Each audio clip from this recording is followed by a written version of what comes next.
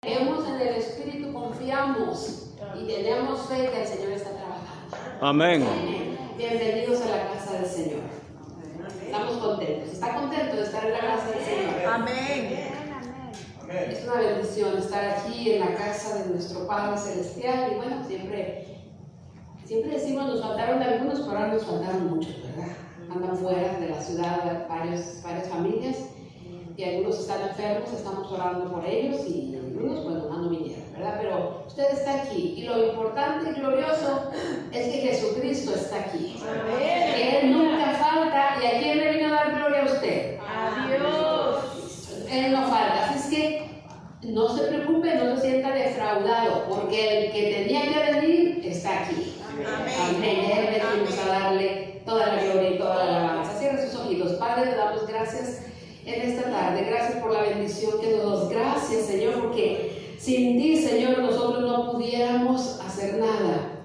Pero tú nos has dado ese aliento de vida, tú nos has dado esa salud, nos has dado, Señor, cada una de las cosas que el ser humano necesita para vivir, para actuar, para caminar, Señor, y ha sido por tu misericordia y tu gracia.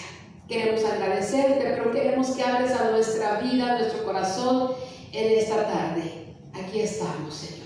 Habla, Señor, que tu siervo oye. Amén. Gracias, en el nombre de Jesús. Amén. Dígalo, habla que tu siervo oye. Habla, Padre, que tu siervo. Gloria a Dios. En esta tarde quisiera compartirles un tema importante y es urgente, que la Iglesia de Cristo en todo el mundo debiéramos de escuchar y debiéramos de tener muy en cuenta, alertas con este tema. Pero quisiera hablar de esa manera de introducción sobre el apóstol Juan. El apóstol Juan, que también es conocido como el amado, es uno de los 12 discípulos que después fueron apóstoles, pero es el último apóstol que murió, el apóstol Juan. Todos murieron, pero el que quedó fue el apóstol Juan. Era un hombre de Dios, él siguió predicando hasta el final. Y le digo la historia de la vida del apóstol Juan. Nos comenta que este hombre no le temía a las amenazas, no le temía a lo que el hombre le pudiera hacer. ¿Sabe que un día lo apresaron porque andaba predicando la palabra de Dios?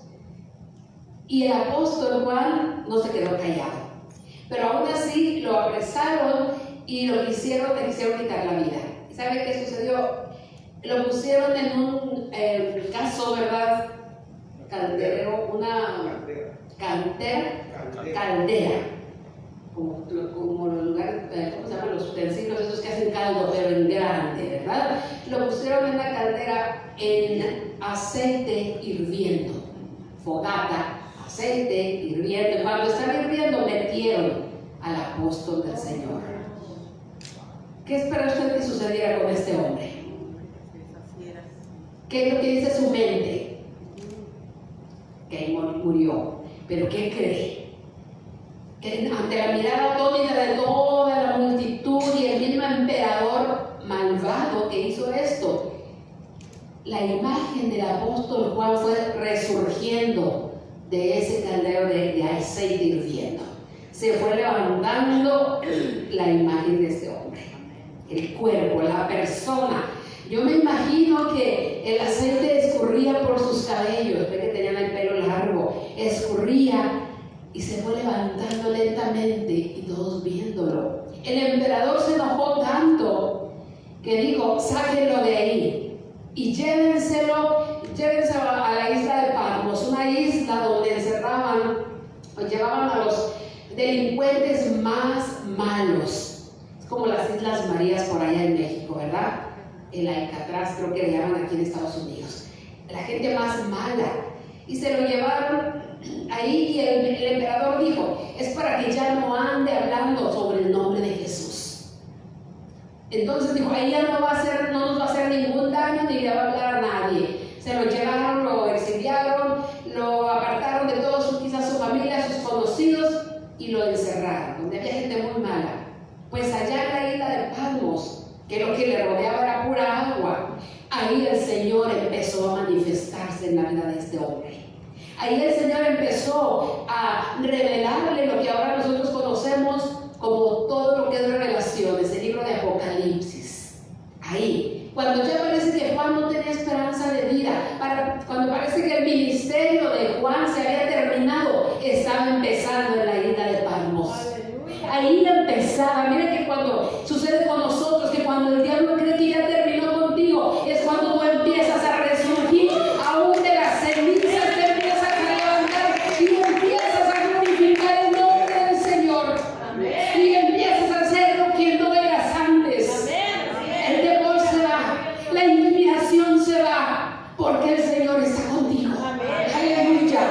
Y mira, cuando Juan el apóstol parece que había terminado, estando un día, dice la palabra de Dios en Apocalipsis capítulo 1, dice el versículo 10, yo estaba en el Espíritu en el día del Señor y oí detrás de mí una gran voz como de trompeta. Pero esta es la diferencia. Él no dice estaba en la carne, él dice estaba en el Espíritu. Mira la diferencia que hace el vivir en el Espíritu y el vivir en la carne. Porque el que vive de la carne trae corrupción y muerte, pero el que vive en el Espíritu trae vida y paz. El Hijo de Dios es llamado a vivir en el Espíritu los 365 días del año, no solo los domingos. El apóstol Juan dice, estaba en el Espíritu del día del Señor y oí detrás de mí una gran voz como de trompeta. Cuando el apóstol creyó que ya estaba solo, que lo habían mandado ahí a morir, que lo habían abandonado todos, entonces escucha esa poderosa voz detrás de él. Y era la voz bendita de nuestro Señor Jesucristo, que todos la habían dejado, pero Jesús nunca lo dejó. Cuando todos se van, queridos hermanos, iglesia, cuando todos se han ido, el único que queda es Cristo a tu lado. Todos se podrán ir, todos te podrán abandonar, pero Jesús estará siempre contigo. Y mira lo que dice, una voz como de trompeta, que decía, yo soy el alfa y el omega, el primero y el último.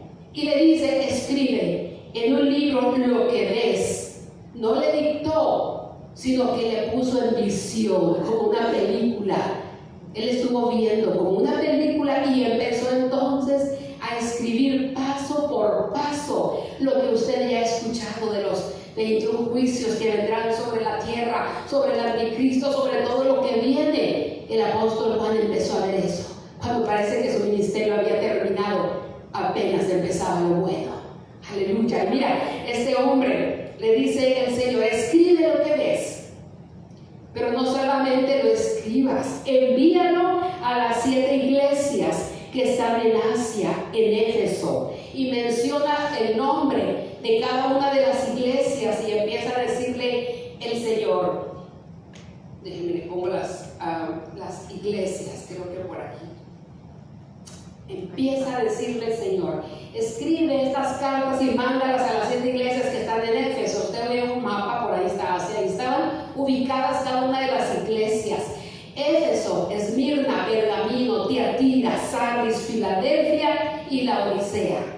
7 iglesias que eran reales, literales, sí existían. Pero déjenme le digo que estas palabras, estas cartas no solamente eran para estas iglesias, sino que es para la iglesia de Cristo. ¿Por qué? Porque estas iglesias representan cada iglesia que hay, cada iglesia de Cristo que hay en todo el mundo. Pero no solamente es para la iglesia, el mensaje es para cada individuo que está dentro de una iglesia de Cristo. O sea que es para todos este mensaje. Y le dice, me volví, dice el versículo 12, me volví para ver la voz que hablaba conmigo. Quizás pensó, me estoy volviendo loco aquí en esta isla, no escucho nada, no veo nada, pero cuando escucho una voz dices, me volví, volví a ver quién me hablaba. Y mire lo que dice, y vi 7 candeleros de oro. Ahí empieza la visión que Dios empieza a poner ante los ojos del apóstol Juan. Vi 7 candeleros de oro. Candeleros, los candeleros simbolizan iglesias en este párrafo, ¿verdad? En esta porción de la palabra. 7 candeleros. Y dice, y a uno semejante al Hijo del Hombre, vestido de una ropa que llegaba hasta los pies y ceñido por el pecho con un cinto de oro. Su cabeza y sus cabellos eran blancos como la blanca lana, como nieve, sus ojos como llama de fuego y sus pies semejantes al bronce bruñido. Y empieza a describir a este anciano que veía. Estoy buscando esta imagen, aquí está. Esta es la imagen de la que yo estoy narrando. Empieza a ver a este anciano, empieza a ver lo que Juan ve, lo empieza a describir. Un hombre caminando entre 7 candeleros. Los 7 candeleros dijimos que son Las iglesias. iglesias, 7 iglesias. Las iglesias son las que acabamos de mencionar, ¿verdad? Los nombres que estaban en Asia. Y dice que en la mano tenían 7 estrellas, se fija. El hombre del centro tenía 7 estrellas, simboliza la presencia de nuestro bendito Señor Jesucristo. 7 estrellas. ¿Quiénes son las 7 estrellas? Los 7 ángeles de cada iglesia, en nuestras palabras, los 7 pastores de cada iglesia. Ángeles, dice la palabra de Dios. Ángel es un mensajero, es el pastor de cada iglesia, de estas 7 iglesias. Esto me gusta cuando veo que el Señor en sus manos tiene a los ángeles que Él ha enviado a ministrar a cada iglesia.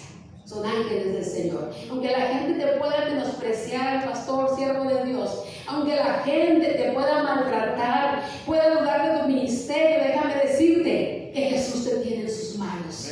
Que Jesús te toma en cuenta lo que estás haciendo. Que Jesús está viendo las obras que haces, las lágrimas que derramas.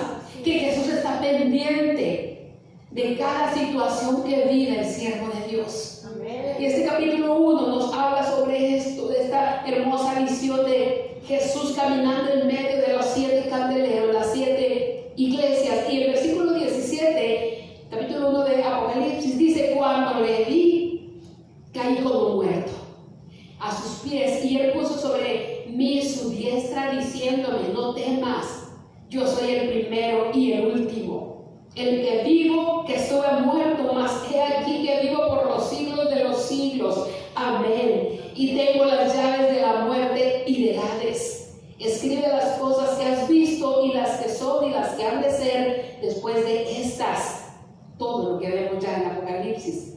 El misterio de las 7 estrellas que has visto en mi diestra, y de los 7 candeleros de oro. Las 7 estrellas son los ángeles de las 7 iglesias.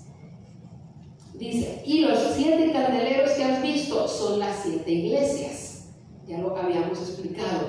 Mira, ante esta tremenda e impactante visión que tuvo el apóstol Juan, dice: no pude resistirlo y cayó. ¿Quién va a resistir ante la presencia divina del Señor? Cuando usted siente ese toque del Espíritu Santo y usted se derriba en el suelo, se arrodilla y llora y tiembla, es porque la presencia de Dios es tan grande que el ser humano no la puede contener. Amén. Y quizás usted no lo entienda hasta que usted lo experimente. Amén. Esa presencia divina del Señor que viene y te envuelve y te olvidas que eres tú. Porque ahora es Cristo viviendo en ti. Amén. Aleluya. Por eso el apóstol Pablo decía: con Cristo estoy juntamente crucificado, y ya no vivo yo, mas Cristo vive en mí. Amén. Y lo que ahora lo vivo en la carne, dice, lo vivo en la fe. Porque el Hijo de Dios, el creyente, ya no tiene que vivir en la carne, ya tiene que vivir en el Espíritu. Porque estamos crucificados con Cristo. ¿Cuántos dicen amén? Amén. Aleluya.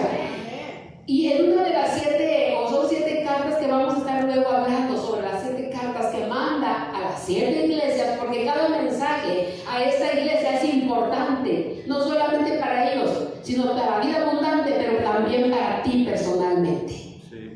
Cada mensaje es importante y cada iglesia tiene un mensaje diferente. Cada iglesia tenía una necesidad diferente, pero no era solo para el pastor de la iglesia, no era solo para la iglesia, sino era para ti, para mí. Cada mensaje. Y yo quiero hablarles en esta tarde del mensaje a la iglesia de Éfeso. La iglesia de Éfeso, miren lo que le dice. Capítulo 2, versículo 2. Yo conozco tus obras. Miren lo que le está diciendo. Yo conozco tus obras. Déjenme checar si tengo aquí algo importante que yo les quería mencionar. Esto. Primero, antes de leer la carta a Éfeso, yo quiero que veamos estas características de la iglesia de Éfeso. Quiero que usted me ayude a leerla. Las características de la iglesia de Éfeso. Si le quitamos esta frase de Éfeso, solamente veamos características. Y déjenme le digo que cuando yo vi estas características, yo dije, ¿dónde está esa iglesia? Quiero ir allá. Quiero pertenecer a esta iglesia. Mire, léalo conmigo. ¿Qué hacía? Buenas obras. Y esta iglesia hacía buenas obras, trabajaba duramente. Era una iglesia, no soportaba a los malos, tenía conocimiento para discernir las sectas, trabajaba arduamente, no desmayaba. Eso me parece interesante, porque a veces andamos desmayando, ¿verdad que sí? Y luego aborrecía las falsas sectas. Aborrecía las falsas sectas. Si leemos estas características, lo primero que pensamos es que es una iglesia perfecta, ¿verdad que sí? Es una iglesia perfecta. ¿Dónde está? Hay quienes en las iglesias andan buscando la iglesia perfecta. Ya me voy de vida abundante porque voy a buscar una iglesia perfecta, ¿verdad que sí? Déjenme le digo que cuando llegue a esa iglesia perfecta, va a echar a perder la iglesia. Porque la imperfección la lleva en su corazón. No en la iglesia, no en el pastor, en tu corazón rebelde. Ahí es donde lleva la imperfección. Entonces no es necesario, no depende del pastor, no depende de la iglesia, es tu corazón no arrepentido, dice la palabra de Dios. Mire, estas características de la iglesia de Éfeso son buenísimas. Yo creo que si nos dicen, vénganse a pastorear una iglesia, que con estas características corremos a pastorear una iglesia con estas características. Son buenas. Déjenme le digo que estas características las tenía la iglesia de Éfeso. Pero entonces, ¿qué pasaba con la iglesia de Éfeso?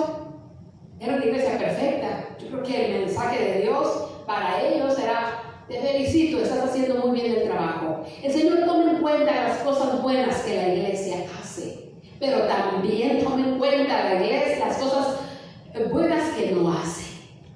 También toma en cuenta todo. Y en este caso vamos a hablar un poquito de la iglesia de Éfeso. En la iglesia de Éfeso era la ciudad donde estaba la iglesia de Éfeso era una ciudad próspera, donde había mucho negocio, era gente de dinero. Pero déjenme les digo que en la ciudad de Éfeso había una diosa que era importante para ellos, la diosa Diana. Era lo máximo, ¿verdad? Es como México, ¿verdad? Que tiene por ahí una diosa importante. Bueno, aquí era la diosa Diana. Todos adoraban a la diosa Diana, pero había en ese templo y en esa ciudad había mucha corrupción, mucha inmoralidad, mucha hechicería, ocultismo. En Éfeso había mucha hechicería. Hechos capítulo 17 nos habla que cuando el apóstol Pablo llega a predicar el evangelio a esa tierra, ¿verdad?, de Éfeso, dice que muchos se convirtieron. ¿Y sabe qué hicieron? Trajeron todos los libros de magia, todos los amuletos, todas las patitas de conejo, todas las crucecitas que trae en su carro colgada para la buena suerte. Todas esas cosas las trajeron y pusieron una fogata y quemaron todos los libros. Hechos capítulo 17 hasta nos dice que sacaron la cuenta. Miren cómo se pusieron. A ver, ¿cuánto costó este libro? ¿Cuánto costó este escapulario? ¿Cuánto costó este amuleto? Y ahí dice lo que costó todas las monedas de plata. Hechos 17:20, por ahí. Y lo quemaron todo. ¿Por qué? Porque se convirtieron al único Dios verdadero. Porque cuando la gente viene a Cristo, tiene que dejar su vida pasada. ¿Qué es lo que sucedió con aquel hombre que cobraba los impuestos? Saqueo. Mire lo que él hizo, le devolvió a todos, dice que cuatro veces duplicado lo que les robó a los demás. Y luego lo que le quedó, lo dio a los pobres. Esa es conversión, ese es arrepentimiento, porque es dinero. Podría haber dicho, yo ya sigo a Cristo, pero sigo con el dinero que me robé. Eso no es arrepentimiento. Cuando hay un arrepentimiento, la gente cambia, tiene que ser diferente. Y los hombres de Éfeso trajeron todo y lo pusieron ahí, lo quemaron. No les interesó más el ocultismo ni la hechicería, nada de eso. Últimamente se está filtrando mucho el ocultismo. Cuidado con lo que vemos y parece que es inofensivo, pero va en contra de los preceptos del Señor Jesús. Entonces, en la iglesia de Éfeso se convirtieron en un buen número, llegaron al conocimiento de la palabra de Dios, empezaron a trabajar duramente. El apóstol Pablo predicaba, el apóstol Pablo traía una unción fuerte del Señor. Dice que había muchos milagros y maravillas en Éfeso. Así es que la iglesia fue estructurada de una manera gloriosa, y entonces por eso es que desarrolló cada una de estas características, buenísimas características. No era gente a la que el pastor le tenía que andar puchando. Ándele, hermano, vaya, ándele. De hecho, se dice que los verdaderos cristianos, nosotros no tenemos que andarlos puchando. Amén, así es. No tenemos que andar ni siquiera predicando de que venga y se congregue. El verdadero cristiano le tiene que nacer, porque hay un hambre de Dios en su corazón, porque hay agradecimiento. Amén. Esta iglesia de Éfeso no tenían que andar puchando, ellos solitos hacían las buenas obras. A ver qué hace falta. Trabajaban arduamente, duramente. Eran pacientes. No soportaban a los malos. Y esto es importante, tenían conocimiento para discernir los que se decían ser apóstoles y no lo eran. Oiga, tenían de mucho del Espíritu Santo esta iglesia. No se cansaban de trabajar, no desmayaban, aborrecían lo que Dios aborrecía, dice la palabra. El Señor dice: aborreces a los nicolaitas, que yo también los aborrezco. Era una secta que iba en contra de la palabra de Dios, predicaba herejías, lo que no estaba, ¿verdad? No estaba alineado a la palabra de Dios. Entonces, Apocalipsis 1:20 dice: el misterio de las 7 estrellas, volviendo a las 7 estrellas que el Señor tenía en la mano, que has visto en mi diestra, y de los 7 candeleros de oro. Las 7 estrellas son los ángeles, ya lo leímos, de las 7 iglesias, y los 7 candeleros que has visto son las 7 iglesias, ya vimos esto, y el tema es: vuelve a tu primer amor. Díganlo conmigo: vuelve a tu primer amor. ¿Por qué apenas lo estamos diciendo? Porque tenemos que dar un poquito de contexto. Y porque primero quería decirles todas las características que tenía la iglesia de Éfeso. Pero miren el mensaje que ahora el Señor le trae. Pero ¿cómo una iglesia que tiene tan buenas características, el Señor llega y le dice: vuelve a tu primer amor? ¿Por qué? Podemos tener muchas obras y podemos estar alejados del Señor. No importa cuántas cosas estemos haciendo, iglesia. Lo importante es: estoy haciendo lo que el Señor me llamó. Eso es lo importante. Entonces, vuelve a tu primer amor. Ese es el mensaje que el Señor le dice al apóstol Juan, escribe para la iglesia de Éfeso. Quizás el apóstol Juan dijo: oye, Señor, pero si es la iglesia perfecta, mira todas las buenas características que tiene. Pero el Señor ve más allá de lo que tú haces. El Señor ve tu corazón, el Señor ve tus pensamientos. Y por eso es que el Señor habla de nuestro corazón, y a veces habla duramente porque nos ama. Amén. Y luego el versículo 1 dice: escribe al ángel de la iglesia en Éfeso, el que tiene las 7 estrellas en su diestra, el que anda en medio de los 7 candeleros de oro, dice esto: yo conozco tus obras. Todo lo que usted leyó aquí, el Señor Jesús ya las conocía. Lo que me gusta aquí es que el Señor no está indiferente a lo que tú haces. A veces hacemos algo para el Señor y nos cuesta lo que hacemos. A veces no cenamos, a veces no dormimos, a veces no descansamos. Como humanos nos enojamos: ay, nadie valora, nadie ve todo lo que yo hago. Mira, no dormí anoche, pero ni siquiera me dan un premio porque como quiera me levanté y vine a la escuela dominical. Si somos recompensados aquí, ya no seremos allá. Así es que, ¿qué prefieren? Recompensa del cielo. Amén. Pero lo hermoso es que el Señor sí ve las obras que tú haces.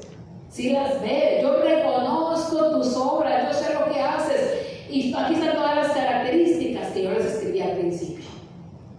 Conozco tus obras, tu arduo trabajo, tu paciencia, y que no puedes soportar a los malos. Y has probado los que se dicen ser apóstoles y no lo son. Y los has hallado mentirosos, y has sufrido. ¿Qué iglesia no ha sufrido? Vida Abundante, aunque es pequeña y tenemos 3 años y medio, vamos a decirlo así, ha sufrido. Ha sufrido como una iglesia ya de 15 años, 20 años, de verdad, créame. Ha sufrido. Y dice, has tenido paciencia, has trabajado arduamente. Yo sé que aquí tenemos gente hermosa que trabaja arduamente, que aunque ande cansados, trabaja. Y que no tenemos, y se lo tenemos que decir y agradecerle al Señor. Porque nosotros no tenemos que andarlo escuchando. Hay algunos, ¿verdad? Otros sí lo escuchamos. Pero hay algunos que tienen esa entrega del Señor que no tenemos que andarles diciendo. Ellos ahí están.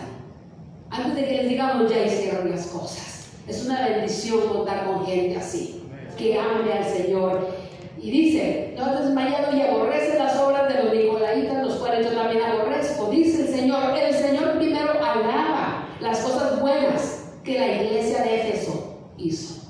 Pero ¿qué dice la palabra también? Que el Señor al que ama, corrige, disciplina, porque ama.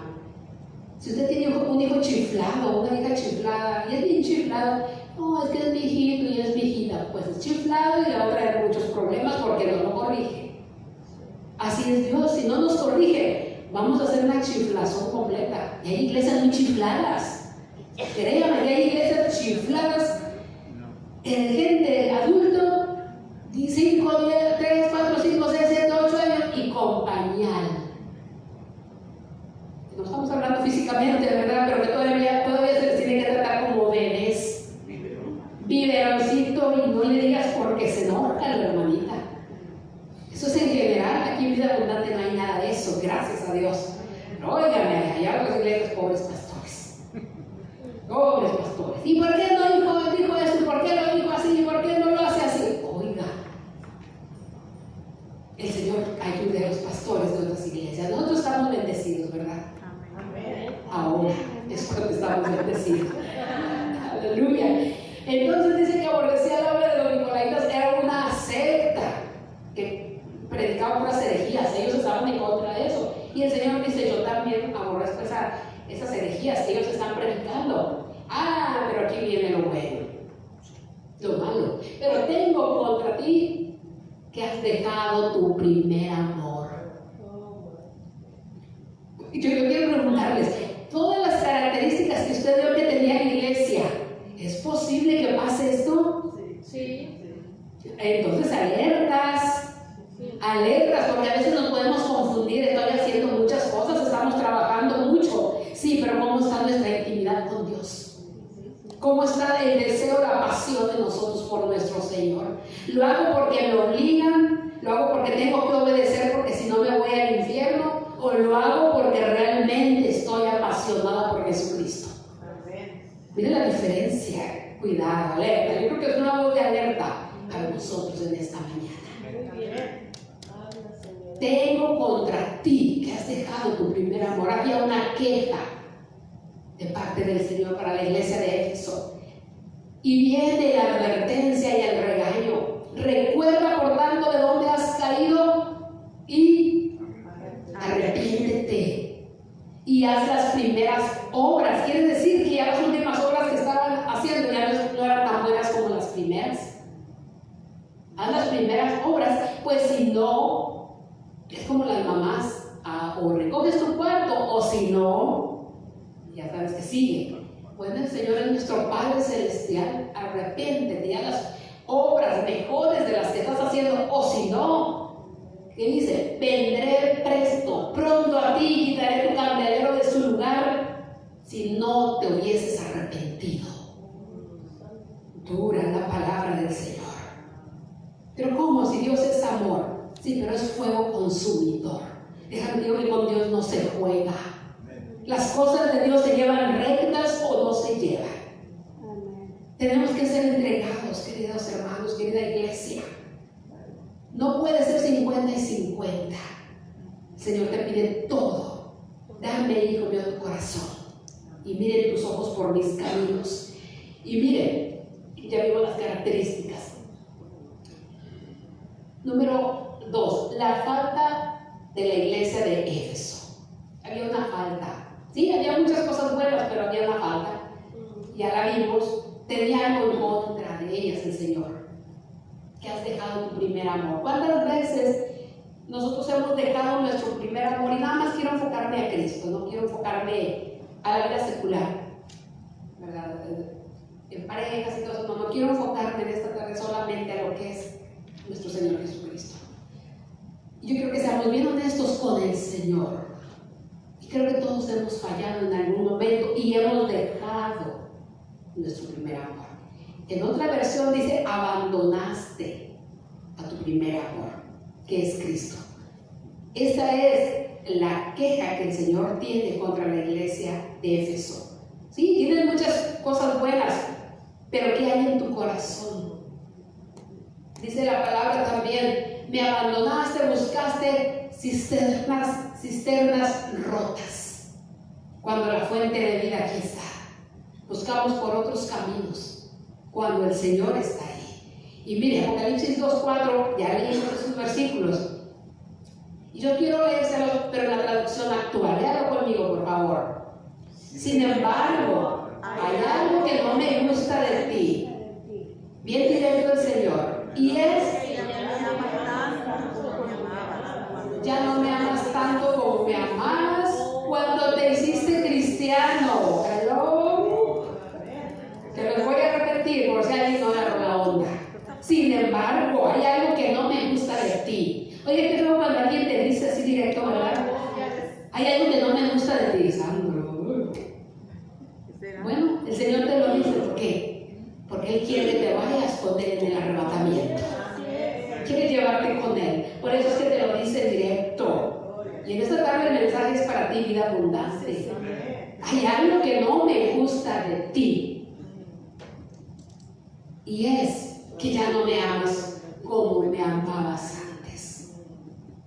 Antes me amabas. Cuando veniste al conocimiento de la palabra.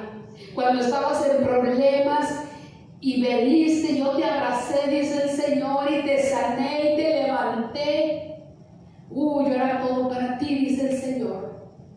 Pero te levanté, te conforté, te sané, te proveí todo. Y ahora me amas, pero ya no tanto como antes. Mire cómo el Señor se da cuenta cuando nuestro amor disminuyó. Sí me cantas, pero ya no como antes. Sí me adoras, pero ya no como antes. Sí me sirves, pero ya no como antes. Ahora estoy aquí, sí, vengo a la iglesia, Señor, pero vengo y te sirvo y te adoro. Y cuando el pastor está predicando, ahí agarramos el celular porque es que ya no veo bien las letras y estoy buscando aquí el versículo. Y te lo voy a decir en el nombre del Señor. Y a veces no estás buscando el versículo, estás texteando. Y estás engañando que estás buscando el texto que el siervo te está dando. ¿Estás texteando o estás viendo las notificaciones de Facebook? ¿O estás viendo a ver cuántos likes me dieron por lo que subí? Ya no me amas, dice el Señor, como me amabas antes. Porque antes decíamos, ¿cómo voy a hacer esto, mi Señor? Estoy en la casa de Dios. Todo mi corazón es de Él. Pero poco a poco, como la iglesia de Éfeso, empezamos a desmayar y el amor ya no es el mismo para Dios. Si antes orabas, quizás orabas 15, 20 minutos, ahora ya nada más oramos 3. Y dice el Señor, ya no me amas como me amabas. Yo quiero dejarte esta palabra aquí cuando en tu vida personal, cuando apenas nada más te rodillas, una rodilla, o la doblas una rodilla, Señor, en el nombre de Jesús, y vámonos. ¿Por qué? Porque todo está bien, tengo salud, está bien. A veces el Señor te tiene que tener en enfermedad. A veces el Señor te tiene que tener en el hospital para que tú seas un hombre y una mujer agradecida. Para que le ames como le amabas. Porque cuando el Señor nos sana y nos levanta, ni nos acordamos del Señor. Pero cuando estamos enfermos, aunque sea la cama, llévenme a la iglesia, quiero ir a la casa de Dios. Nos volvemos tan espirituales cuando estamos enfermos. Y cuando estamos sanos, no tengo que trabajar, tengo que visitar, tengo que ir allá, tengo que hacer lo otro. Pero si el Señor te quebra una patita, ahí sí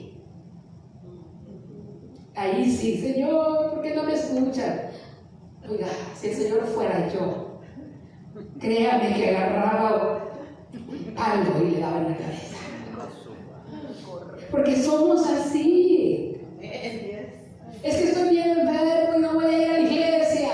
Así, pero te fuiste allá a vender carros o a hacer tu negocio o a trabajar o a ver a la familia, ¿sí o no? Ya no me amas como me amabas, porque antes te venías en rastras a la casa de Dios a adorarme, dice el Señor. Porque antes contribuías para la obra de Dios aunque te quedaras sin nada porque confiabas en mí. Ya no me amas como me amabas. No puedo venir al escuela dominical porque es muy temprano y es que trabajo muy noche. Sí, pero cuando estabas en necesidad y necesitabas que el Señor escuchara tu oración, ¿venías o no venías? Así como estabas, venías, porque necesitamos de Dios. Somos gente convenenciera. No estoy enojada, estoy bien contenta, pero somos gente convenenciera. Que cuando nos conviene, ¿verdad? Venimos, adoramos, servimos, pero cuando estamos en perfecta salud y lo tenemos todo, la iglesia es lo último a lo que yo voy. Las cosas de Dios es lo último, es para otra cosa. Hay por ahí una imagen que anda circulando que tú puedes dejar otras actividades por la iglesia, pero que no debes dejar la iglesia por otras actividades. Debería tener una cita bíblica esa imagen, pero no la tiene, pero eso es cierto. ¿Por qué? Porque ya no me amas como me amabas, dice el Señor. Tu amor cambió. Yo creo que el Señor nos habla a cada uno de nosotros personalmente. Porque todos caemos en esa situación.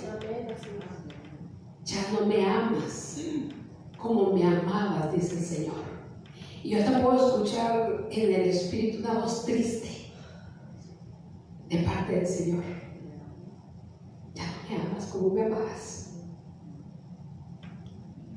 No importa todo lo que haces, pero yo quiero que me ames, dice el Señor. No que hagas tanta actividad, no que hagas tanta cosa. No, quiero que me ames antes que todo eso.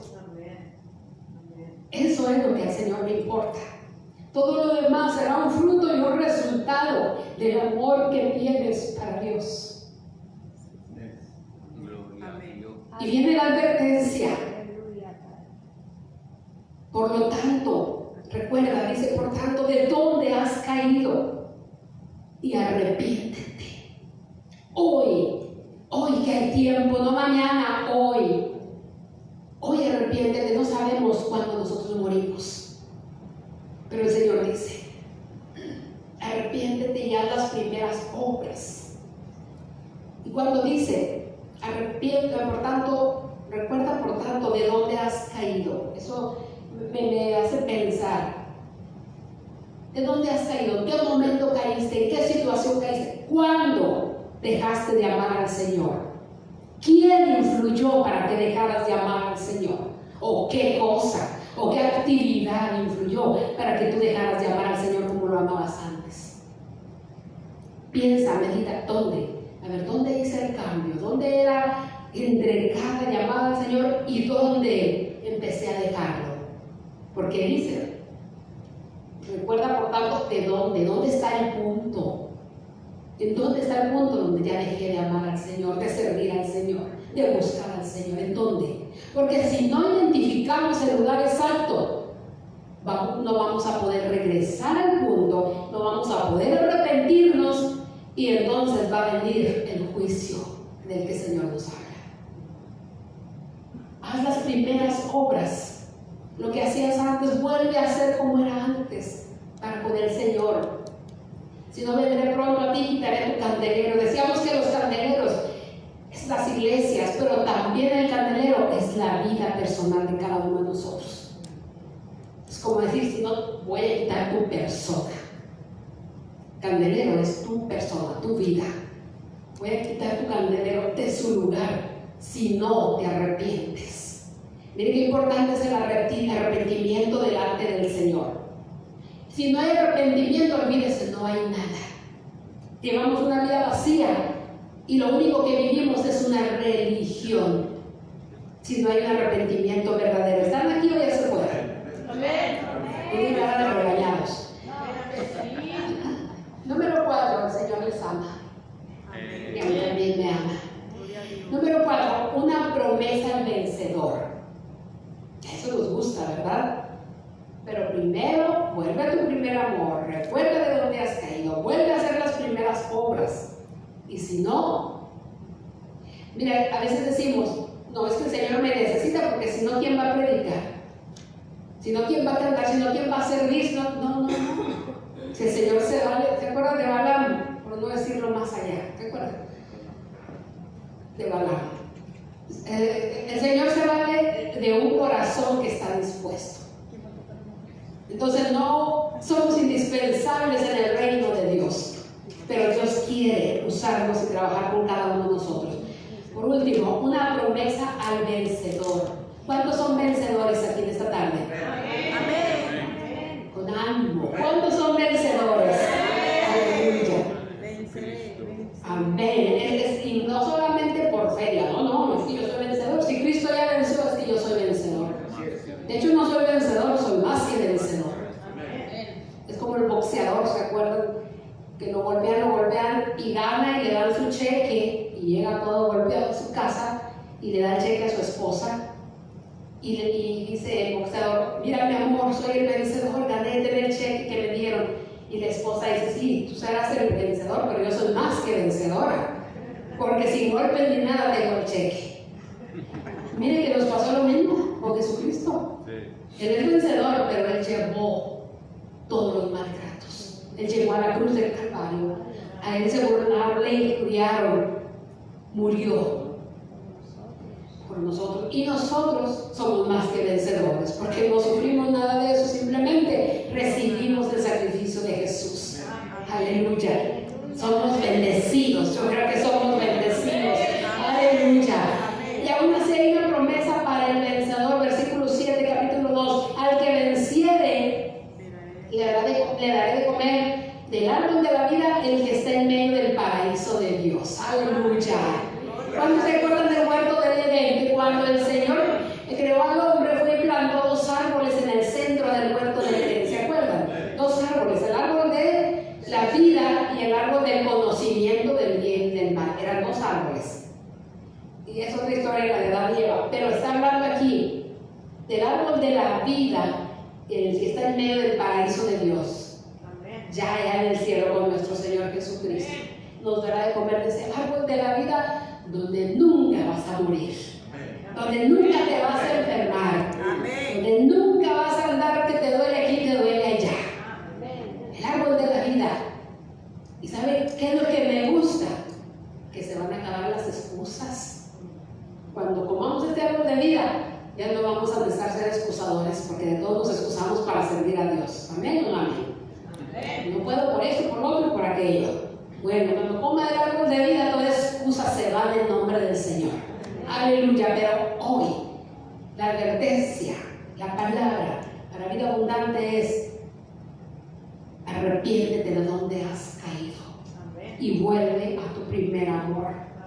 Ámame como me amaste al principio. Sírveme como me amaste al principio, con esa pasión, con esa entrega.